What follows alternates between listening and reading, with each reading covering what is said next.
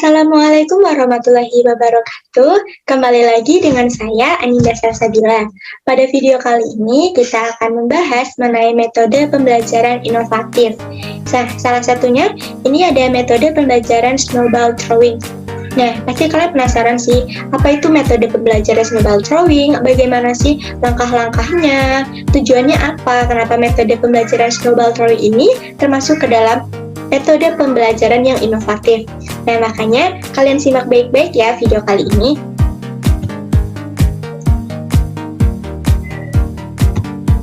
Nah, di video kali ini juga kita akan membahas contoh penerapan realnya di dalam kelas.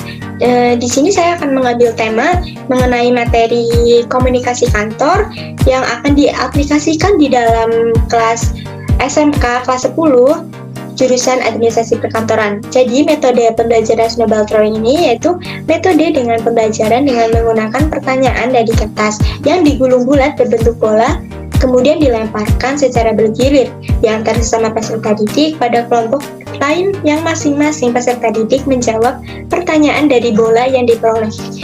Jadi di sini itu nanti para siswa akan diminta untuk membuat pertanyaan yang dituliskan di kertas, lalu kertasnya itu akan dibuat seperti ini, seperti bola.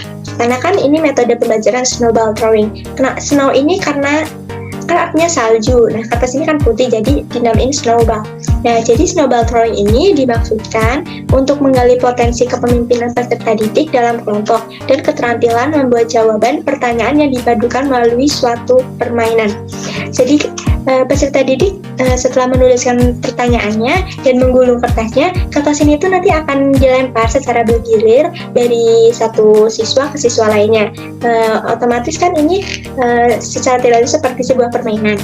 Kemudian apa sih tujuannya? Jadi tujuan pembelajaran metode snowball throwing ini itu menurut Asrori untuk melatih murid untuk mendengarkan pendapat orang lain, melatih kreativitas dan imajinasi murid dalam membuat pertanyaan, serta memacu murid untuk bekerja sama, saling membantu, serta aktif dalam pembelajaran.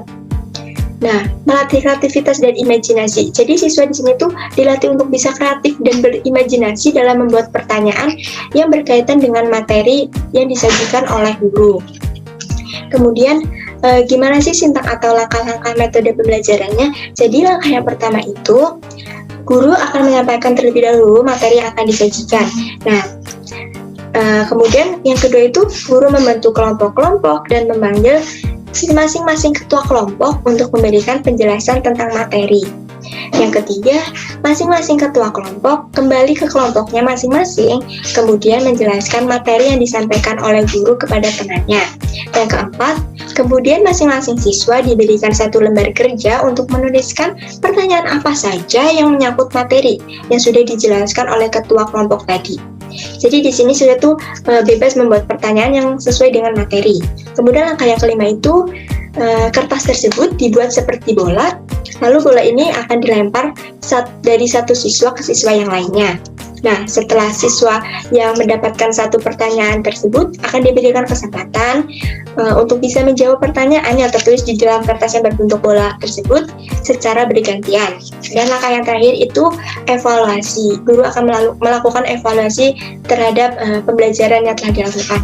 Nah, untuk lebih jelasnya kalian bisa menyimak video animasi tentang penerapan metode snowball throwing di dalam kelas yang membahas mengenai materi komunikasi kantor yang bisa diaplikasikan di kelas SMK jurusan administrasi perkantoran. Ditonton dan disimak baik-baik ya, jangan di-skip. Cekidot.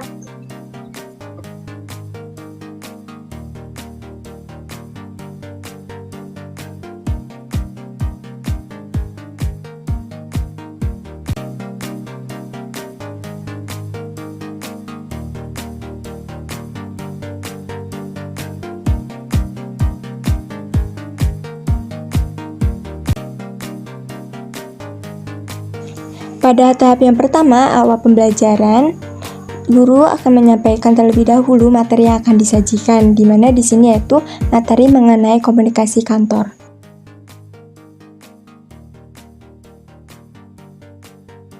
Pada tahap yang kedua, guru membentuk kelompok-kelompok dan memanggil masing-masing ketua kelompok untuk memberikan penjelasan tentang materi. di mana di sini guru menjelaskan materi mengenai pengertian komunikasi kantor adalah proses penyampaian berita dari satu pihak ke pihak lain yang berlangsung atau yang terjadi dalam suatu kantor. Guru menjelaskan mengenai proses komunikasi. Di sini ada 7 proses di dalam komunikasi. Kemudian juga menjelaskan mengenai unsur komunikasi yang terdapat 8 unsur komunikasi. Dan guru juga menjelaskan fungsi dari komunikasi itu ada 4 fungsi komunikasi kantor. Selanjutnya guru juga menjelaskan mengenai bentuk-bentuk yang ada di dalam komunikasi kantor. Kemudian tahap yang ketiga, masing-masing ketua kelompok kembali ke kelompoknya, kemudian menjelaskan materi yang telah disampaikan oleh guru mengenai komunikasi kantor kepada temannya.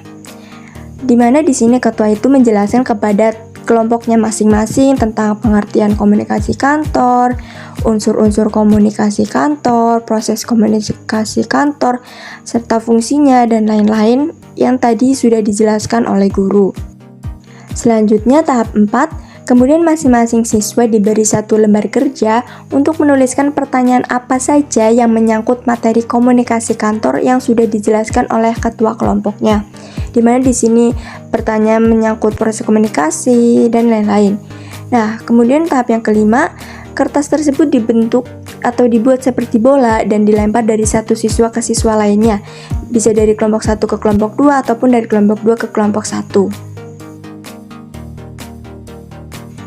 Pada tahap ke-6, setelah siswa mendapatkan 1 pertanyaan, diberikan kesempatan kepada siswa untuk menjawab pertanyaan yang tertulis dalam kertas berbentuk bola tersebut secara bergantian. Jadi masing-masing siswa itu menjawab pertanyaan yang dia dapat. Selanjutnya guru melakukan evaluasi terhadap pembelajaran yang telah dilakukan. Itulah contoh penerapan di dalam kelas mengenai materi komunikasi kantor yang bisa kita aplikasikan di dalam jenjang pendidikan SMK, khususnya jurusan administrasi perkantoran. Semoga video ini dapat bermanfaat untuk kita semuanya. Terima kasih. Wassalamualaikum warahmatullahi wabarakatuh. Sampai jumpa kembali.